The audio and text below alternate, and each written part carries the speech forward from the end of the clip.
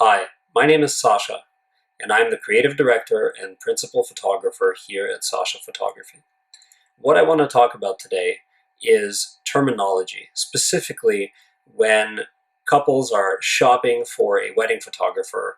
There are a lot of buzzwords that get thrown around in packages and consultations, and some of those most common buzzwords include words like photojournalism, candids, traditional, posed, editorial, and it can get a little bit confusing, especially when you're talking to multiple photographers.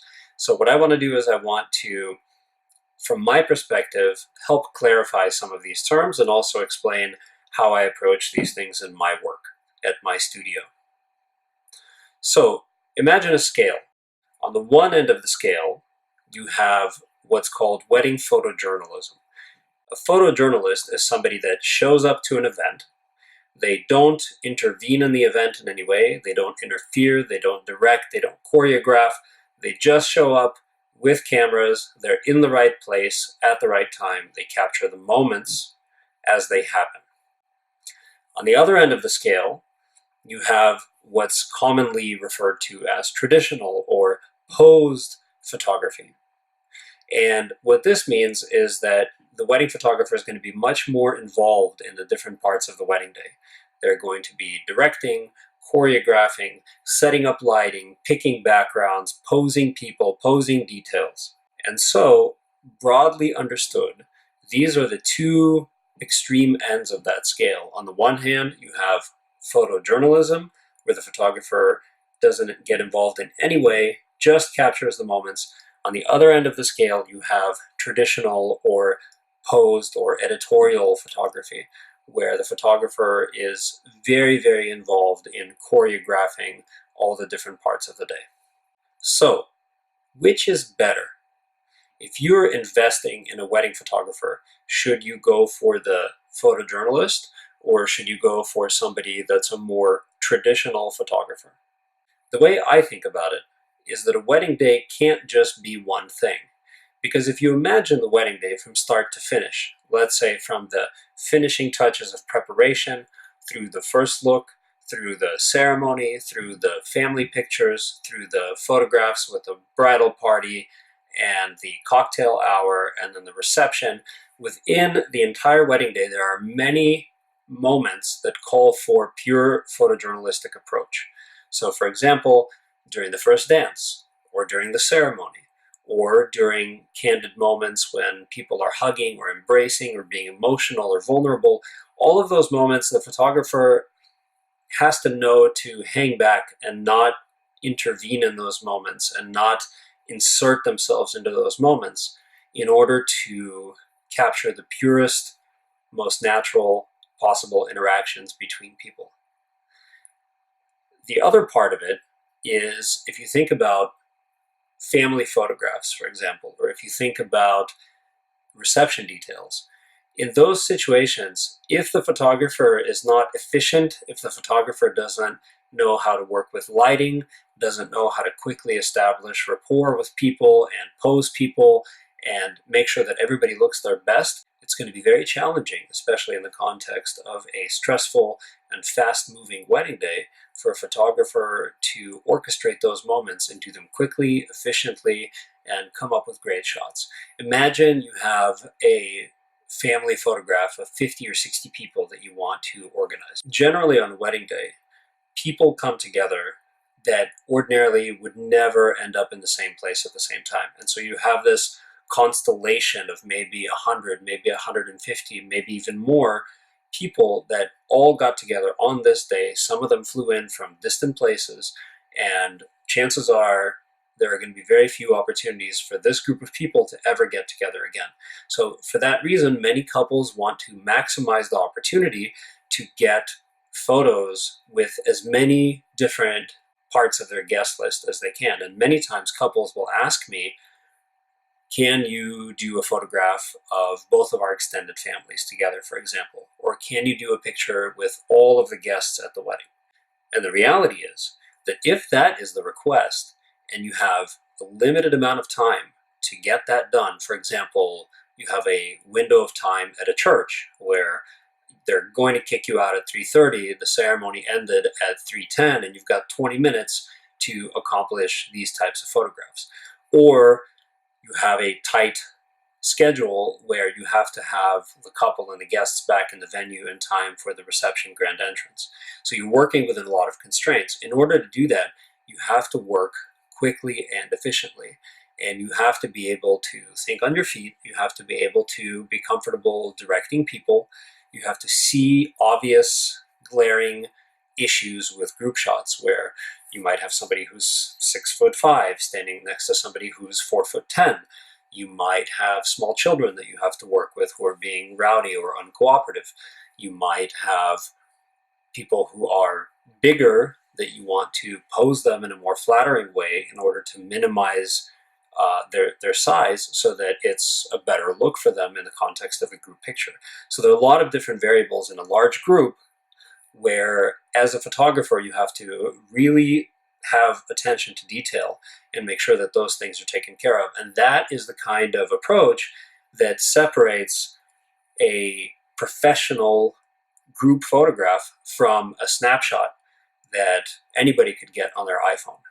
So that's one example where telling somebody that you're a pure photojournalist and you do not interfere or intervene in the wedding in any way, I think that that's not necessarily the most comprehensive and beneficial approach for couples.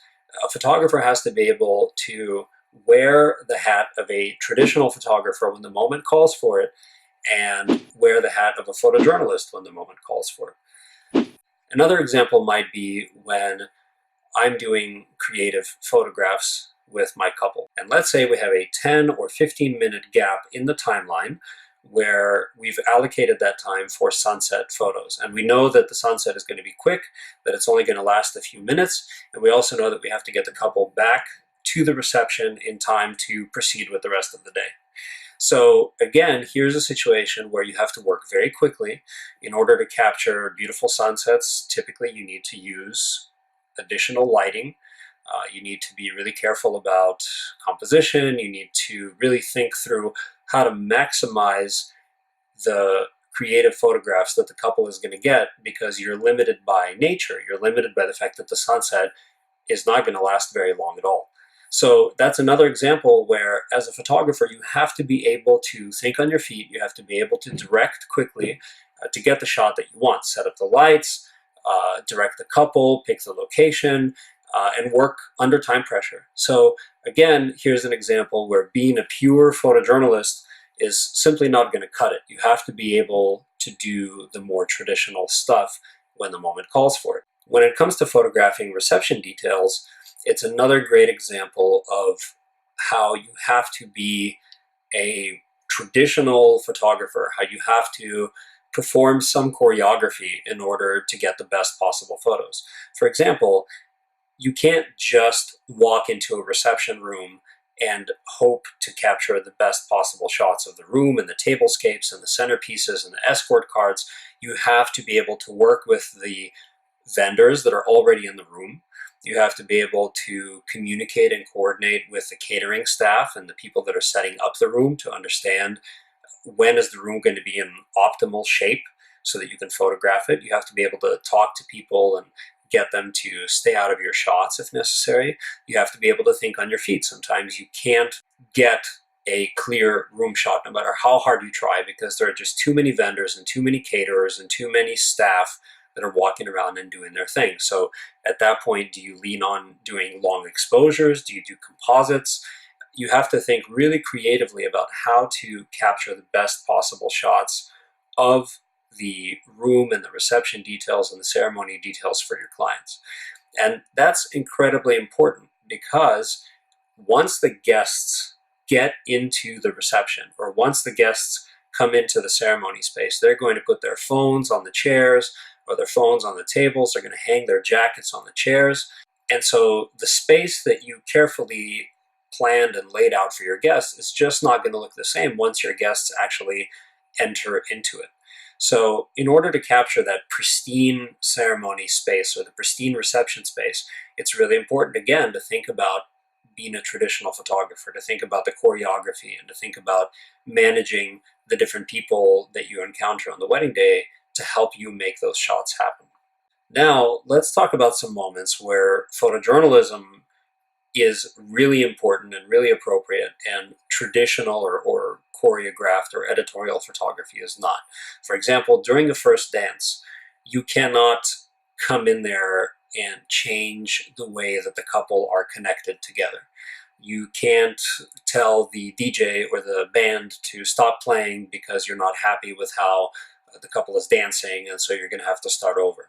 Once the first dance is happening, it's happening. And so you just have to be in the right place at the right time, take the right angle, have the right lighting, and be able to capture those moments as they're happening, again, in a very limited time frame. Another example is after the ceremony. Typically there are a few minutes when the guests just want to be able to connect with the couple.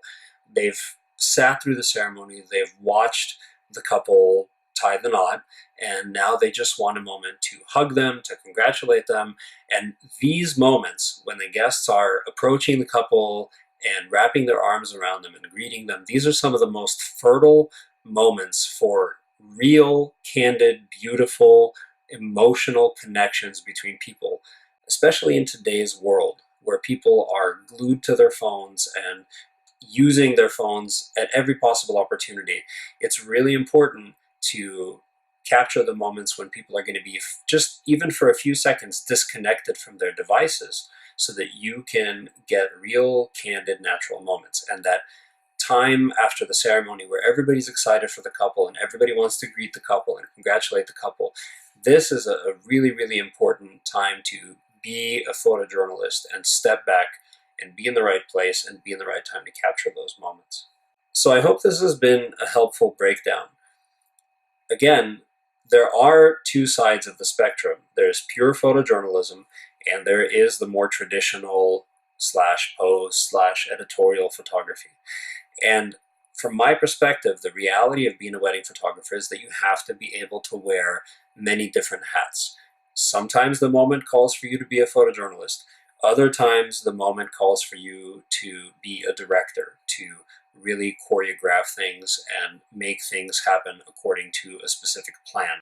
And so I think you have to be able to do both things well. You have to have it all in your toolkit in order to best serve your couple and get them the best possible moments.